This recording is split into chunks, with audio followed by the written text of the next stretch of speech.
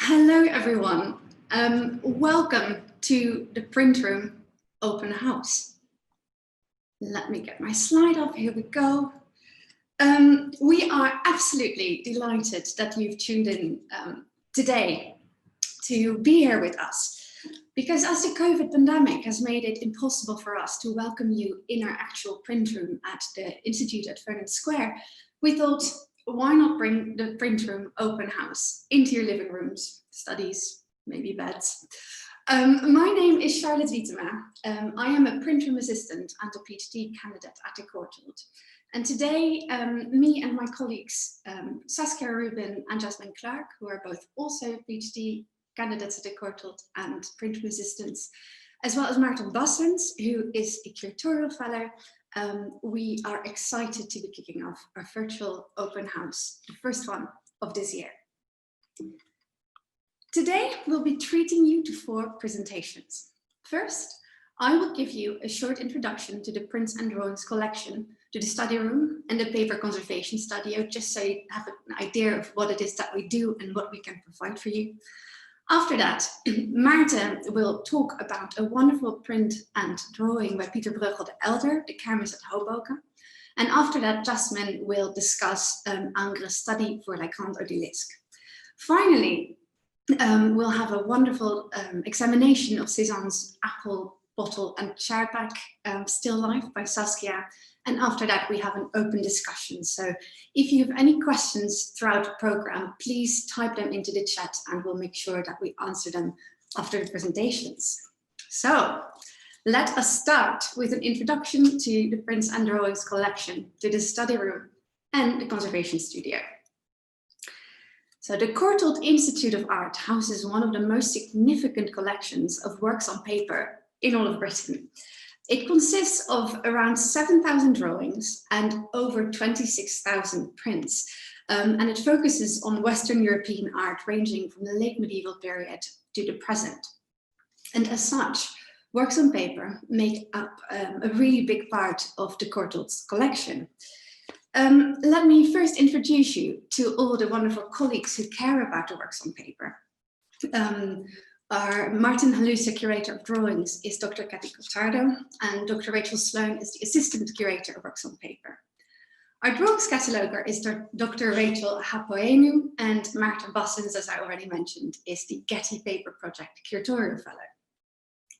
We've got 2 wonderful conservators. Kate Edmondson is conservator of works on paper, and Tanya Millard is assistant conservator of works on paper. And you have the 3 print room assistants, which are Jasmine, Saskia, and myself. And we help the curators and conservators next to a PhD with day-to-day tasks.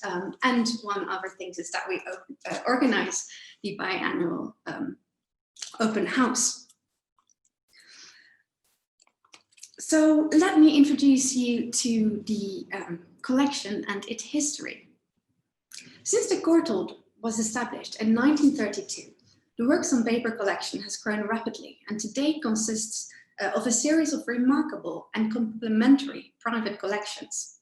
And 3 of these private collections have proven to be really important, and I'd like to talk to you about them for a little bit.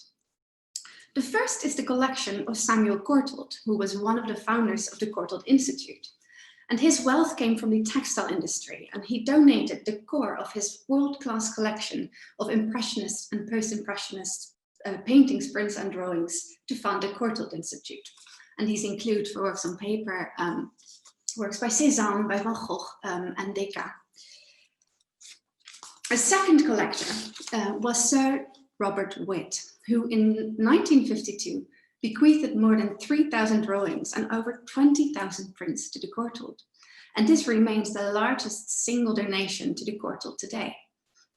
Witt had built up a study collection, and as such, he collected across all major Western European schools, including the Italian, the Spanish and British drawings, such as works by John Constable or Guercino, as well as fine examples of Dutch and Flemish artists of the late 16th and 17th centuries, such as this wonderful Adrien van der Venne drawing of ice skaters.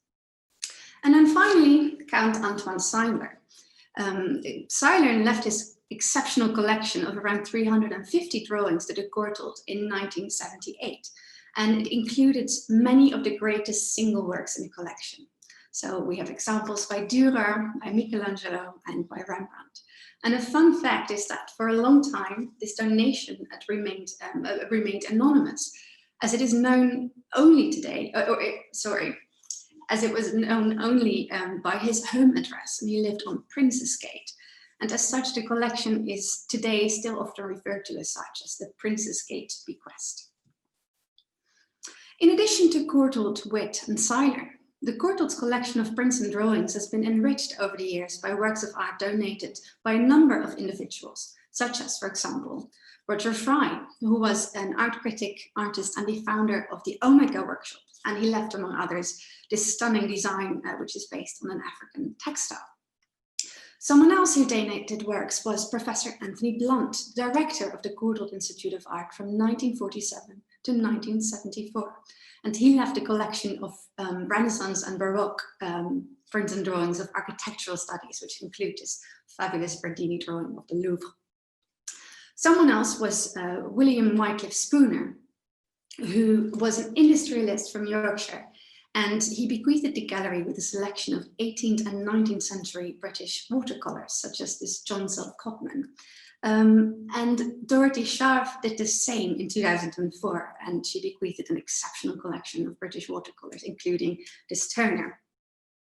Numerous smaller donations have been made to the collections as well over the years, such as one by the artist Frank Auerbach, who donated a number of prints by and of his friend Lucien Freud.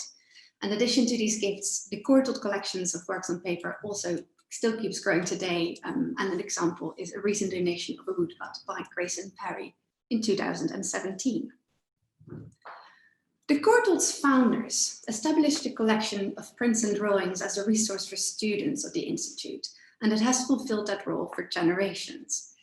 At the moment, the Courtauld Gallery is closed, not just because of the COVID pandemic, but because of the fact that the Institute is being refurbished and redeveloped. This project is titled Courtauld Connects, and it makes the whole of the Courtauld more accessible for students, staff, and visitors. But unfortunately, I don't have time to talk about that very much today, but if you'd like more information, please visit connects.courtauld.ac.uk. However, I do want to give you an idea of how our collection is used under normal circumstances. As our drawings and prints are executed on paper, they are highly sensitive to light. And as a result of this, they cannot be on permanent public display. However, when the gallery will reopen in 2021, a selection from the collection will be shown in a dedicated space in the Courtauld Gallery, the Gilbert and Ildiko Butler Drawings Gallery. And this gallery will show loan exhibitions as well as displays of work from the permanent collection. Furthermore, students have the possibility to give and to be part of tours in the galleries. And when there are exhibitions, special events and study days will be organized, for example, by the Graphic Arts Group, which is a research group that brings together students, academics, and curators to discuss works on paper. In addition to displays and exhibitions, the works on paper can be examined in the Prints and Drawings study room, which is open by appointment to students and any member of the public who wish to see the work, and under normal circumstances, that is. And due to the pandemic, some of these activities are reduced, but do please get in touch with us and with the department if you wish to see any work, and I will give you our email address at the end of this presentation. The works on paper collection is still being used by students for their studies and by academics for their teaching. And finally, events are being organized in the study room for students and external visitors, such as the open house. We have a lovely photo of how we organized it in the study room last year around this time. And another event is, for example, the Brick Roll, which is the world's largest drawing festival. Finally, the paper conservation studio is integral to the works on paper collection. And conservators Kate and Tanya not only care for the preservation of the prints and drawings, but also conduct technical research into different types of paper, watermarks, materials, and techniques. Like you, we are deeply saddened that the current situation does not allow us to welcome you into our print room.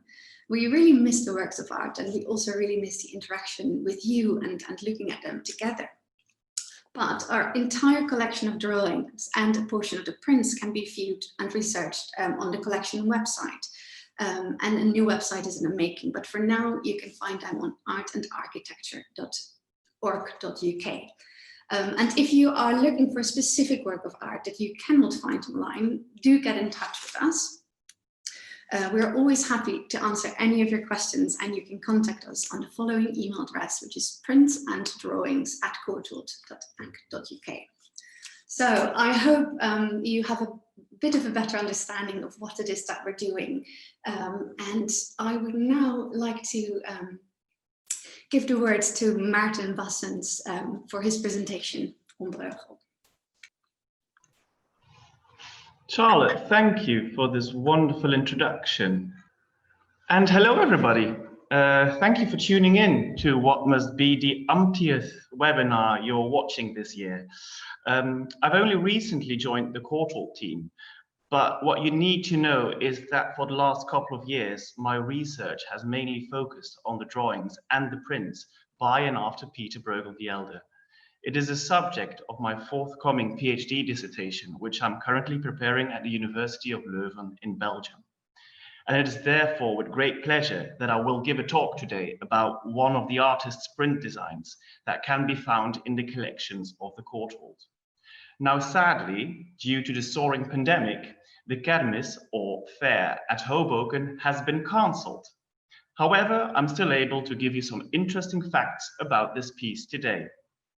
As we're all locked up in our respective homes, staring at our computer screens day in, day out, we tend to get the distorted idea that our beloved works of art are nothing more than digital images. But we may not forget that these are tactile objects and that there is far more to see than meets the eye, which is certainly the case with Bruegel's fair at Hoboken. Amidst the 16th century, while he was living in Antwerp, Pieter Bruegel the Elder made this drawing of the fair at Hoboken. The piece, dated 1559, shows the festivities that took place during one of the patron saints' feasts at the small town of Hoboken near Antwerp. And all of that merrymaking with drinking, dancing, and rural devotion can be seen here. Moreover, the drawing shows why Bruegel is such a genius. The man was capable of filling his compositions rather horror vacui. He turned his blank sheet of paper into a completely filled, well-balanced composition, but with a lot of attention for detail. Every detail is so well crafted that it doesn't lose power when it is isolated from the rest. Enjoy Bruegel's drawing with what you get from the blink of an eye, but if you look closely, really closely, you may lose yourself in a whole world of detail. Take these two witty examples that may be overlooked when you're too quick in your examination. On the left, you see a couple having a quick snuggle in the bushes. On the right, a man is defecating against the church walls. And there is more. As the baseline of my presentation states, there is always more. If we look at the drawing from an art technical point of view, other aspects are highlighted. When examining the object with infrared, some areas executed with a different type of ink pop up, and it concerns rather clumsy lines. So I presume that these can be nothing else than interventions by a later hand. If we put the sheet on a light box, we detect a watermark that is datable between 1540 and 1560. This fits perfectly with the given date of 1559. And then the third aspect, which is my personal favorite, has to do with the reason why Bruegel specifically made this drawing. But that needs some more explanation, as it has to do with the methods of transferring drawn print designs onto the copper printing plate. This is a photo taken with my iPad some years ago. Interestingly enough, it shows us a feature which is very difficult to capture with professional photography.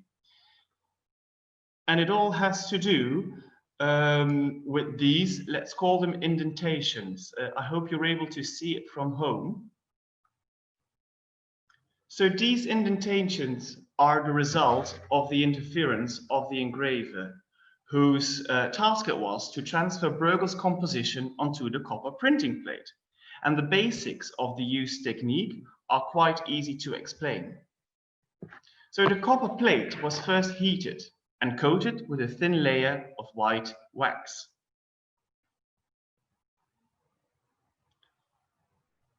Next, a dry red or black transfer medium, such as chalk, was rubbed onto the verso of the drawing, and the coated side of the drawing was then laid down on the wax plate.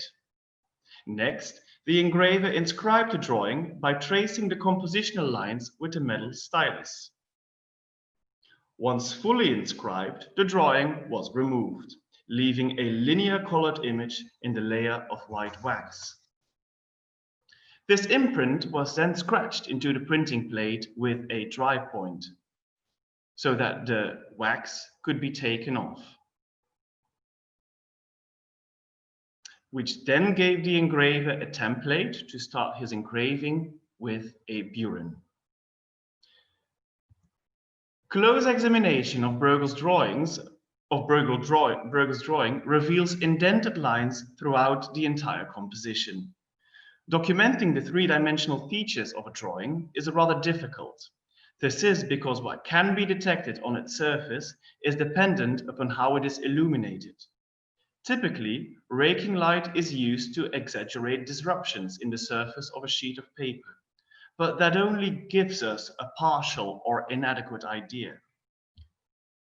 With the recent development of a specialized digital photographic technique known as photometric stereo, the static nature of raking light photography is eliminated.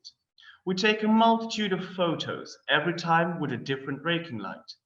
The series of images can then be merged together through software, and in the end, we end up with a 2D image that holds 3D information. So the device you see here is called the microdome and was developed at the University of Leuven, my alma mater. And we are planning to use this or a similar device to conduct research on several drawings in the Courtauld Institute, the Courtauld collection, sorry. And we're really looking forward to this because by enhancing the naked eye with these new techniques, we are able to uncover physical evidence of the process with which the engraver marked Bruegel's drawings. By comparing the indentations in different preparatory drawings, we will get better insights in the different working methods of the engravers. For example, to what extent was the original design closely followed? What alterations were made during the process of transfer? And although this will remain a difficult question, is there a reason why these differences are present? So after Bruegel's drawing, let's now turn to the resulting print. A second aspect, which I would like to bring to your attention today, is the edition history of the Bruegel prints, as it also forms an important part of my PhD research. In 2017, the Courtauld acquired a first state of Bruegel's printed fair at Hoboken. As it is a first state, or one could say an early impression, this print shows us how the printing plate was originally finished. A difference in states basically means that adjustments have been made in the printing plate, willingly in between two print runs. Lines are added or taken away. We're not talking here about scratches or plate damage. In total, 4 different states of Bruegel's fair at Hoboken are known. So this is the Courtauld's first state, and this is an example of a second state. Do you see the differences? With these details, it becomes clear that in the second state of the print of the fair at Hoboken, some pigs and a kneeling man are eliminated. We can mockingly state that this comes down to a game of finding the differences, but behind these differences lay the stories of several figures that have strived throughout the ages to keep Bruegel's art alive. This slide shows you the names of the different 16th, 17th, and 18th century print publishers that can be found on the existing impressions of all of the Bruegel prints. To keep it simple, the slide only shows their names, but does not give you more information on the locations and dates. It should be noted that some republishers were based in Antwerp, others in Paris, Amsterdam, and Rotterdam. In red, the edition history of the fair at Hoboken is highlighted, and for several reasons it is remarkable. First of all, the print was originally published by Bartholomeus de Montbert, so not Bruegel's regular print publisher, Jerome Koch. Secondly, to my knowledge, the printing plate of the fair at Hoboken has had the longest lifespan of all of the printing plates for Bruegel's graphic art. It almost covers 2 centuries, ending with the plate being in the possession of the Antwerp print publisher Suzanne Verbruggen in the first half of the 18th century. And that is also the third remarkable thing.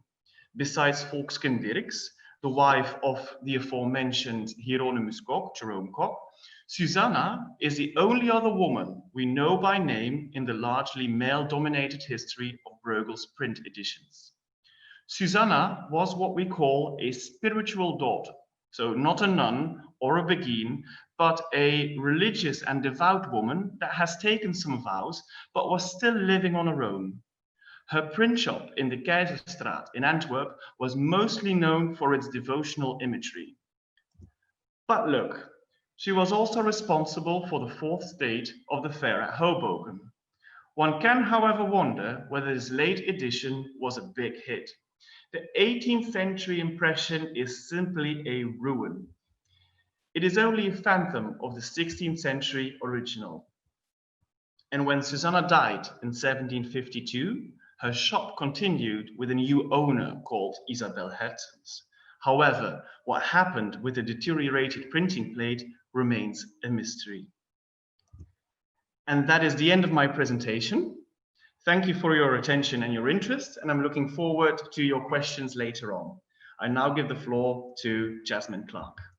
Thank you, Martin, for that wonderful presentation. That was so fascinating. So this drawing that I'm going to be talking about isn't the focus of my research. This is just one of the drawings from our collection that I absolutely love, and I think that its legacy is also really interesting. This is the study for Le Grand Odalisque, which depicts a reclining woman in graphite on wove paper. It was executed in 1841 by French painter and prolific draftsman Jean Auguste Dominique Ingres. So before we start a closer look at the drawing, we will think about who the artist is first. So born in France in 1790, Ingres' work combined elements of both neoclassicism and romanticism. Drawing was the foundation of his art, having trained at the French Academy in Paris as a child. The rigid 19th century academic tradition placed drawing at its centre, with students first having to make drawings after prints, then sculptures and live models. Only after mastering compositional studies were students then considered ready to produce the highest form of academic art, which is thought to be history painting. Toward the end of his career, Ingres became a fierce defender of this academic tradition, and although he considered himself a history painting, his portraiture and escapist themes like this drawing are now much more renowned. So in 1814, when he executed this drawing, his artwork received particularly disparaging criticism from reviewers, including the Salon of Paris. The artist still managed to receive some important commissions, however, such as this one. There we go. When he left the French Academy in 1813, he travelled to Naples to paint Queen Caroline Murat, who was also Napoleon's sister. She commissioned several paintings from him, including the one that you see on your screens now, which relates to the drawing, and this is called The Grand Odalisque. This is one of his most celebrated works and is held in the Louvre. Unfortunately, by the time Ingres had completed the painting, The Murat regime had collapsed in Naples, and he was never paid for his work. So the drawing for in the Courtauld collection that we see is a preliminary study for that later oil painting. It shows a reclining Odalisque, which was a harem concubine or a female slave, which I will come back to later. Here, Ingres' distinctive use of subtle shading and delicate line making really comes to the fore. Modelling and materials are kept to a minimum, which with only fine graphite hatching employed to describe form. We can see this particularly around the back of the right leg, which is detailed here, and the precision of line is instead the focus. So he skillfully depicts the contours of the S-shaped body with this focus on line. His confident exploratory lines are extremely precise, and this is sort of what sets him apart from his contemporaries at the time, ranging from very narrow to thick, and we can see this again around the foot detail and how the arm is sort of barely perceptible in this drawing. So clearly in the drawing, he concentrated more on the feet and the torso and neglected the head and the arms altogether. What's interesting here is that Ingres' interpretation of proportion is very unusual.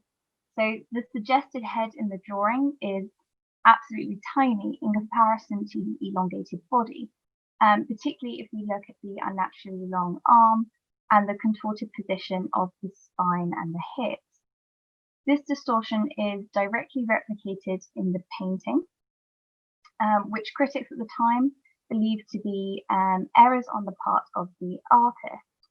One critic even remarked that the work had neither bones nor muscle, neither blood nor life nor relief, indeed nothing that constitutes imitation. So not a very good review.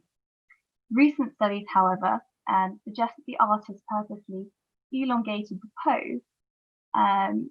Anatomical accuracy, therefore, was secondary to amplifying the sensuality of the figure. So his intriguing style that we have seen in the Courtauld drawing and then later in the painting was profoundly influenced by Italian and Flemish 16th century masters. Here we can see a link between Ingres' long limbs and Parmigianino's famed Madonna of the long neck. And this painting, shown now on the screen, was painted between 1535 and 1540. If we look particularly at the sort of languid Christ child, we can see that real connection there between the figures. There's also a striking resemblance in the pose between the Sleeping Venus or Dresden Venus by Giorgione and Titian's Venus of Urbino, again sort of reinforcing how much Ingres was sort of looking back at these masters that were really celebrated in the academic tradition. So, although his work never had the chance to be displayed at the Royal Palace, where it was intended to be displayed, it went on to have its first public appearance in the Salon of 1819. Here, it caused a real scandal, however, for depicting a female nude, not in the guise of a mythological figure, but instead as an Odalisque. The romantic themes of Ingres' early work, seen most prominently in this commission, prompted harsh criticism as well. So many viewed his work as a rebellion against the academic tradition, which, ironically, Ingres later returned to and became a supporter of. Depictions of Odalisques like this one, either semi-nude or nude, had become an eroticized artistic genre in themselves by the 19th century. Odalisques were perceived as distant fantasy figures constructed for the predominantly French male viewer. Unlike the simple preliminary drawing that we see on the left, the painting inserts the figure into a sumptuous interior filled with symbols of the Orient, or rather the French conception of this. The artist had never been in a harem, so what we see here is an idealized version of of one of them made acceptable to the French audience. Odalisque also represented the intersection of fears and desires felt towards Islamic Asia in France at the time. So in the early 1800s, the French colonial empire was seizing parts of Africa and Asia. And so some scholars have also argued that the presence of the Odalisque in this painting represents something to be controlled by the viewer's gaze. So how did this drawing come into the Courtauld collection? We know that by the 19th century, the drawing had found its way into the hands of the Impressionist painter Edgar Degas, who greatly admired the precision of its linear style. And we also have examples of Degas' work in our collection as well. It later then went on to be owned by Samuel Courtauld, who was one of the founders of the collection. And so that's how it ended up here today. Since its execution, the striking imagery of the Grand Odalisque has been endlessly reinterpreted. For instance, and sort of what I find the most striking version of the Odalisque is by the radical feminist collective the Guerrilla Girls, who appropriated the imagery for their first colour poster and most iconic image. Here, the face of the Odalisque has been replaced by the signature gorilla mask, which was used to hide the identities of the collective when they're in public. The poster draws particular attention to the discrimination of women artists in the curatorial collections of major museums. So it kind of subverts what Ingres kind of initially intended to do with his drawing and then later his painting. So thank you for listening to this presentation. I'll now pass it on to Saskia, and I look forward to hearing your questions later. Okay, well, thanks to my fellow panelists for such a wonderful selection of talks so far, and thanks to all of you for tuning in for our virtual open house. For our final artwork, we decided to show you Paul Cézanne's Apple, Bottle and Chairback. It was created right at the end of Cézanne's life, around 1904 to 1906. It's an enormous and ambitious work on paper and measures 60.4 centimetres wide and 45.7 centimetres high. I always think it's important to consider scale when looking at digital images of artworks. In the flesh, this would be such an imposing and joyous presence on the wall or print room easel. To give you a sense of it, here's how the drawing would look when hanging in a gallery. If you compare it to, say, the benches for scale, you can see this is really quite big. My apologies for the rather burly male figure standing there. It was the standard one provided by the modelling software. Anyway, I do think size is something that's very important to bear in mind, particularly since this is a watercolour, which has at points in history been considered a rather lowly medium. A curator at the Getty said something which I liked on this matter. She stated that the medium of watercolour on paper is to oil on canvas, as holiday attire is to formal wear, universally regarded as spontaneous, ephemeral and scintillating, as opposed to serious, weighty and substantial. In making such a large, complex, bold and brilliant watercolour, Cézanne was in a sense staking out a place for watercolour against its rivals on canvas. We'll be coming back to watercolour and the marvellous possibilities of this medium a little bit later in the talk. Meanwhile, let's get into the construction of this image. A reddish table fills the foreground and heaves under a true banquet of apples. They appear almost to be in motion, surrounded as they are by swirling lines of hurriedly sketched pencil. You can see the lines here in this zoomed in image. In the print room, we'd have had our magnifying glasses out by now, and we'd be taking a really good look, which is something to look forward to at some point in the future. Tumbling towards the right, the apples seem to be floating off the table, but somehow still supported by it.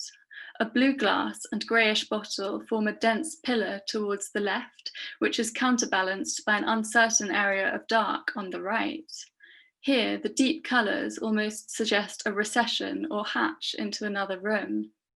If the apples are the stars, then surely the chair behind them must be a supporting actor, or maybe even a co-star, but I'll leave you to be the judge of that. The chair has been tucked in as if a reveller might just come and draw it out for their feast before filling the empty glass. This impression of a snapshot in time is heightened by the cut-off fruit to the right edge of the sheet. Through the void in the back of the chair, we see a little echo of the forms of the apples, although in this dreamy image, it's unclear if this might be floral wallpaper or perhaps a mirror. The composition for this still life has been made out of items in Cézanne's studio in Les Louvres, Provence. He was based there since 1902, and from that point onwards, the artist became immersed in the world of watercolour still lifes. If the image is alive and full of motion, it can hardly be down to the humble objects that it depicts. Take, for example, the chair. Usually, Cézanne's works from Les Louvres show a simple, rustic Provençal chair, like the one in this photo. Here, the artist can be seen, a little unsteady on his feet, taking it out of the studio. But in the Courtauld watercolour, we have this, what's known as a balloon-backed chair, which would look something like these ones here. Incidentally, I found these on a website featuring classic antiques and future heirlooms. I suspect that Cézanne might not have upholstered his seat with parrot print, but you never know. My point in showing these rather dowdy dining chairs is to see how Cézanne has breathed life into the moulding of the wood. The contours are highlighted in hues of cobalt and indigo blue. A dance of pencil lines follow the curvature of the wood. The reflection of the greenery at the right of the table on the chair's varnished surface takes the form of a bright pea-coloured smudge in the middle of the chair back. This echo of colour really helps to bring the image together and highlight the artwork's centre. Some art historians have compared Cézanne's treatment of the chair to his drawing of a Rococo clock, which is at the Kunstmuseum in Basel. Here again, the highly wrought precision of this gilded object is transformed by wild pencil marks into a vivid object in motion, ready to leap off its supported table or wall. It could be said that Cézanne and apples go together like a stiff Yorkshire tea and semi-skimmed milk, or for those in France, perhaps Lipton and a wedge of lemon. He was absolutely fixated on the fruit, as can be seen in some of his most famous drawings and paintings. This canvas at the Art Institute of Chicago is one of the many masterpieces of this type and shows apples in almost as unruly a formation as in our Courtauld drawing. Cézanne said that apples like having their portrait painted. They seem to sit there and ask your forgiveness for fading. Their thought is given off with perfumes. They come with all their scents. They speak of fields they have left, the rain which has nourished them, the daybreaks they have seen. The sensitivity that Cézanne exhibited to the sensations and feelings raised by looking at his inanimate studio props is clear here. This savouring of the essence of objects, their smell, their pigmentation, their state of ripeness, reminds me of what we nowadays might call mindfulness. I don't know if any of you have been practicing some form of meditation or mindfulness during our year of confinement. I thought that now might be a good moment to think about how artworks, or maybe immersion in the details of images or objects, might affect our daily lives and equilibrium. Another way of thinking about Cézanne's approach to the objects in this still life would be through thinking about subjectivity. As Elizabeth Reisner has pointed out, Cézanne was fascinated by contemporary scientific ideas about vision and perception. According to fellow painter Émile Bernard, Cézanne claims that painting is classifying one's coloured sensations. What we see here is Cézanne's response to the objects in front of him, rather than any attempt at a faithful reproduction. This celebration of the subjective affects our watercolours in a multitude of ways. For a start, it's difficult to make out the perspective of this drawing. We can see that the objects have been placed and recorded parallel to the picture plane, which is common in Cézanne's still lifes and watercolours. That said, Cézanne did not have much interest in the one-point perspective that had been a linchpin of so much art since the Renaissance. The apples appear to spill through the chair. The front edge of the table appears to hover in a state of indecision, unclear of its relationship to the viewer. This spatial play is a hallmark of Cézanne's art. It's just too tempting to bring your attention to another watercolour by Cézanne in the Courtauld's collection. This is an image of an armchair painted by Cézanne somewhat earlier in his career, around 1885 to 1890. Here you can see how the right-hand side of the chair is twisted outwards, the leg on the right in particular pivots. A more accurate leg perches cheekily to the right of the chair, showing us how things could be in a tidier world. Beyond the perspective construction, Cézanne's distinctive manipulation of the materials of watercolour create a highly personal and riveting account of the scene. In oil painting, highlights are applied carefully in a bright colour on top of the darker shades of paint. In watercolour, however, the opposite is true. Cézanne has left large patches of paper totally bare, which is what gives the apples in particular such a luminous quality. Where Cézanne departs from tradition is in his use of lines and colours. Instead of drawing contours with pencil and giving form and depth to the objects later with watercolour, it's clear that Cézanne has not approached his art with this typical sequence in mind. For a start, instead of creating shadow with darkened colours, we see tonally opposite colours like red and blue placed directly next to one another, which is particularly clear in the apples. In terms of process, he said that drawing and colour are in no way separate. As one paints, one draws. The loose pencil and brush strokes break free from one another, with the pencil often adding tone to the colour wash, and a concentrated line of watercolour often giving outlines to forms. It's often hard to tell which material comes on top of which, even with technical examination. The numerous revisions to the form, seen in wild and repetitive lines, are integrated into the artwork rather than removed. I'd love to discuss the stunning technique of this watercolour in greater depth with you later, but now I think it's time for us to sit in the hot seat and answer some of your questions. Thanks so much. Thank you so much to Marta, Jasmine and Saskia for 3 fabulous presentations. I really enjoyed them, and it's time for questions now. So if you have a question and you haven't typed them yet, please do so by opening the chat. And one thing that I'd like to emphasize after my own presentation as well is that there are many 20th century, later 20th century, and also 21st century works of art in the print and drawings collection, but because of copyright issues, we couldn't show them to you during this presentation. So on that note, let's go and have a look at the questions. I see that we have a few questions from Martin. I'll start with the first one, which is from Norwood, and he asks, what type of ink and what kind of pen did Bruegel use? So that's pretty simple to explain.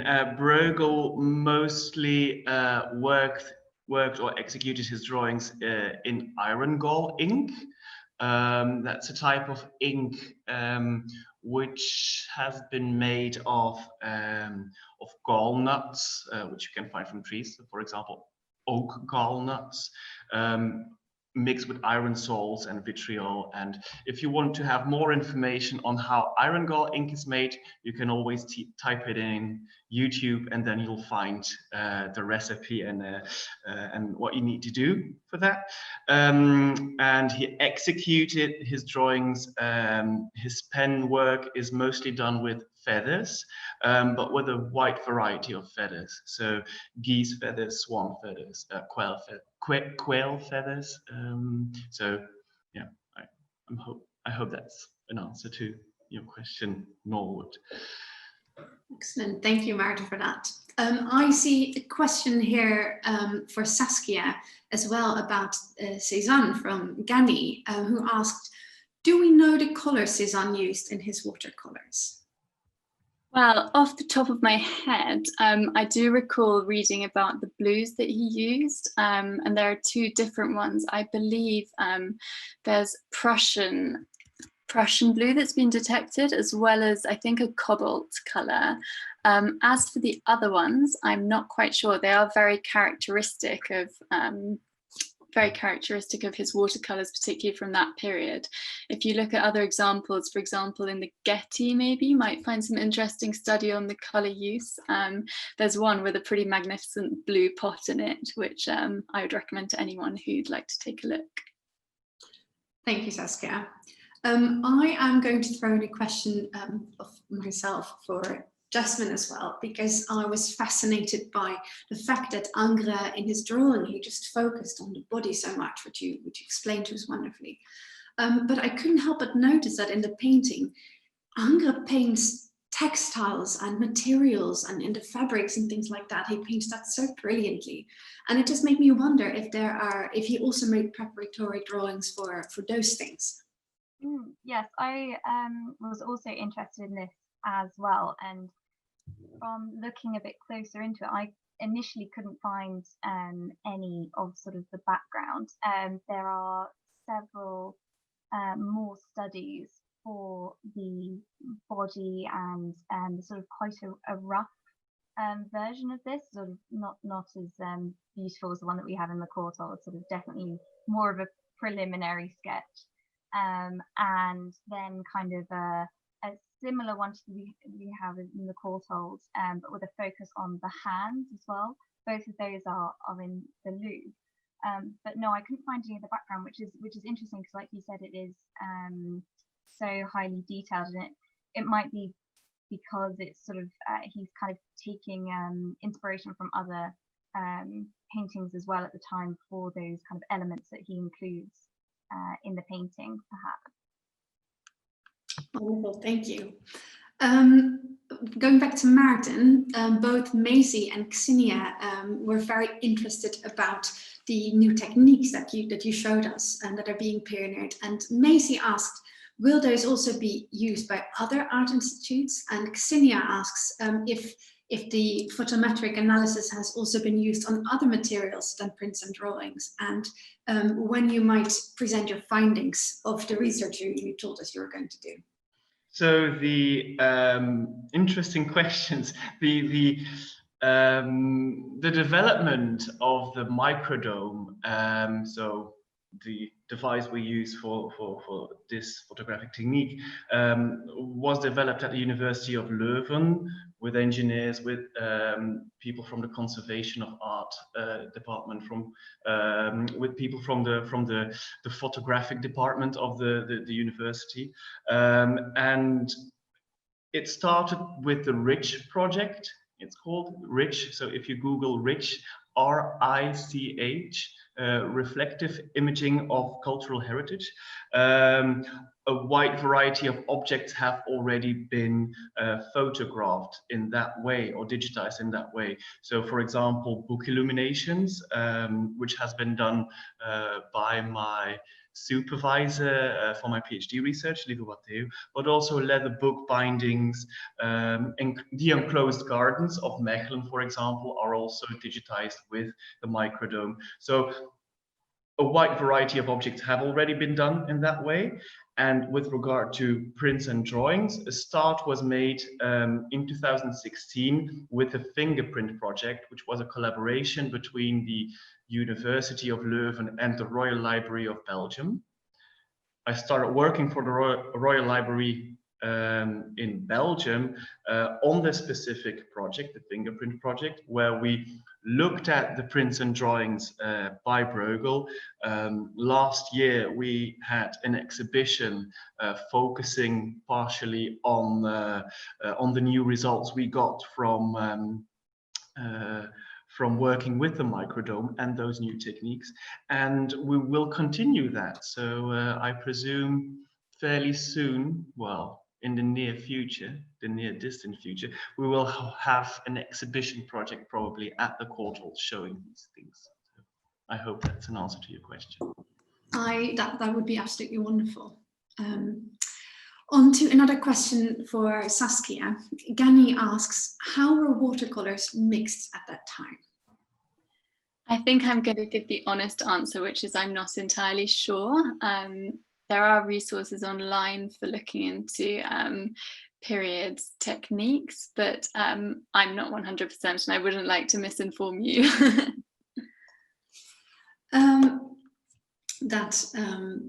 And you know, that's something that we'd happily look up, so just send an email. Am I right? Of course. A question for Maarten from Ketty, who says, do we know the 18th century price of Breugel's fourth state print executed by Cézanne compared to the prices of earlier states? The simple question is no. The simple answer is no. The diplomatic answer is not yet.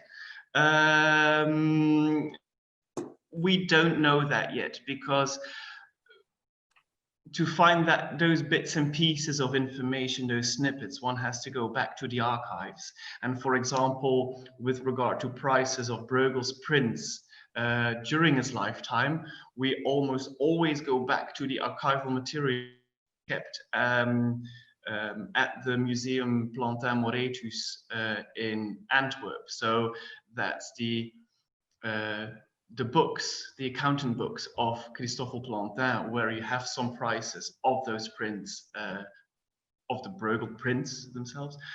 With regard to the prices of Suzanne van Bruggen, I have searched for it in the city archives of Antwerp, but I couldn't find anything yet. So. Well, hopefully your future research will be able to shed some new light on that. One more question for you, Maarten. Shulamit asks, is it possible that the publisher, Cézanne, or the later edition of the Bruegel was responsible for the censoring of the more carnivalesque motifs? Censoring is a difficult term that needs to, because we're talking here about a period of 2 centuries. I wouldn't talk about censoring or the censoring of the fair at Hoboken. It's not because you take some pics from the scene that it becomes more polished. You do have that with other print compositions by Bruegel. So for example, you have Paciencia, where some monks in a different, well, in the second state have been reworked and became jesters at a certain point. So that's really, in my opinion, censorship. With regard to Suzanne van Bruggen, the difference, the fourth state is only, the difference is that she added her own publisher's name. Before that, the third state was made by Johannes Schaller, who added some cross-hatching and his own name. And before that, so the first and the second state, you've already seen those. That's the difference of the pigs and the kneeling man. And that is something that was done around 1600, I presume. So long before Suzanne van Bruggen, but not censorship. Thank you. A question for Jasmine. Gani asks if the Courtauld owns other Ingres drawings, and if so, can you tell us a bit about it? Yes, so there's one other drawing in the collection. I do have to apologise if you can hear some other noise as well. Somebody is having a party in our car park, our joint car park. So yes, there's another drawing in the collection, and it's quite different from the one that I gave my presentation on.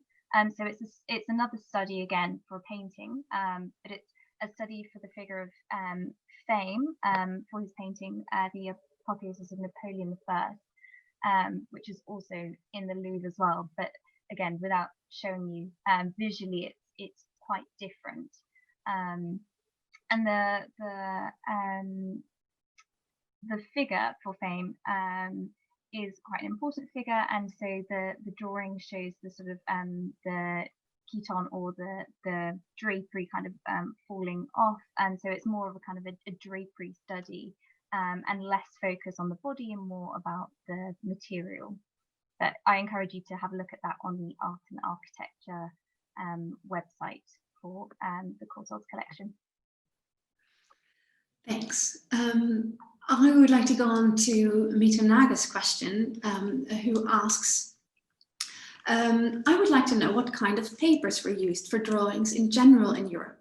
Rembrandt is known to use Japanese paper washi. Thank you. And I think all of us could do something with that question, but Maarten, maybe you'd like to answer that? Yeah, I'm looking for the word in English, lompenpapier. So, how do you say that? Linen paper. Is that how you'd say? How would you pronounce it? Cotton rags? Yeah, that's possible. That's possible. So rag paper.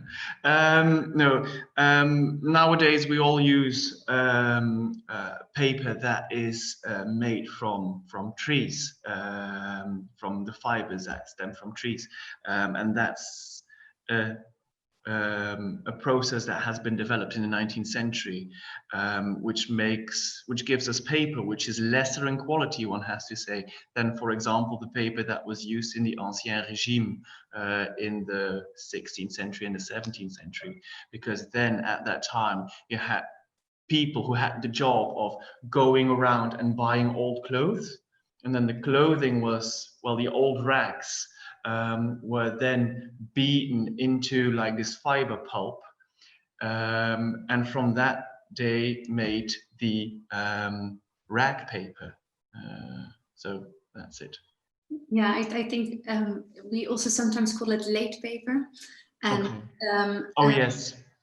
Yeah, no, it's but it also has something to do to a question Norman asked, who asked, do each of you have drawing practice experience or experience in printing intaglio relief? And I'm taking this to paper making because at the Courtauld and as art historians, understanding the processes is really important. So, for example, personally, making prints is high on my list to try and do, because I think once you do it yourself, you will better understand the works that we study. But something that we have done with a group of students, curators and conservators is we went to a paper mill to make our own paper in the way that they did it, for example, in the time of Rembrandt. I don't know how, if Saskia, Jasmine, Marta, have you have experience with printmaking in intaglio or relief? No, I don't, unfortunately. I have tried to cut some lines in a copper plate with a burin, but not doing it professionally. I'm not really experienced in that. What I have done is I printed some intaglio printing plates. So amazing.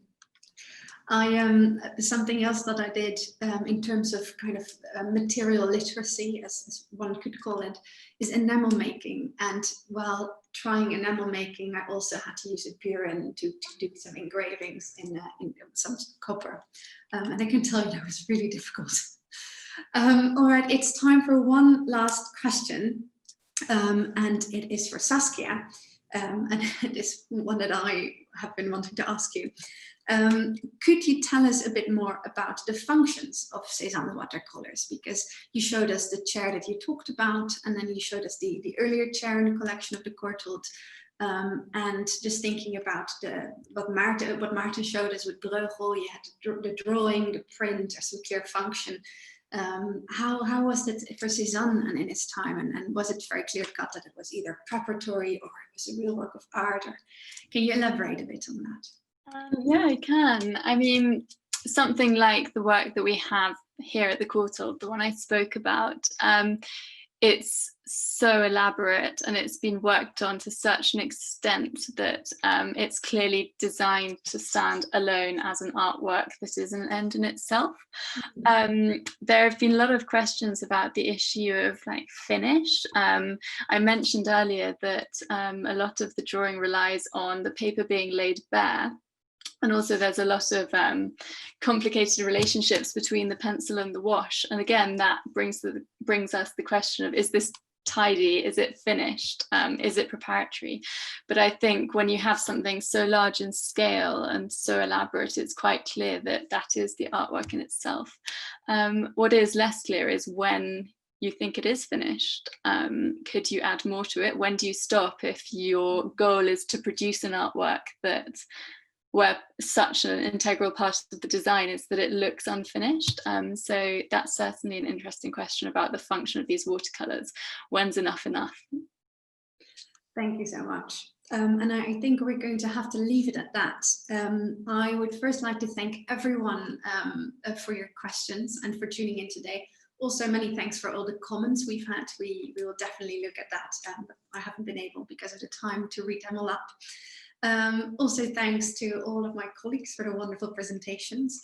And to anyone, if you have any questions after these presentations you've heard today, or about something in the collection, please don't hesitate to email us at printsandDrawings@courtauld.ag.uk. So have a lovely afternoon, and thank you for joining.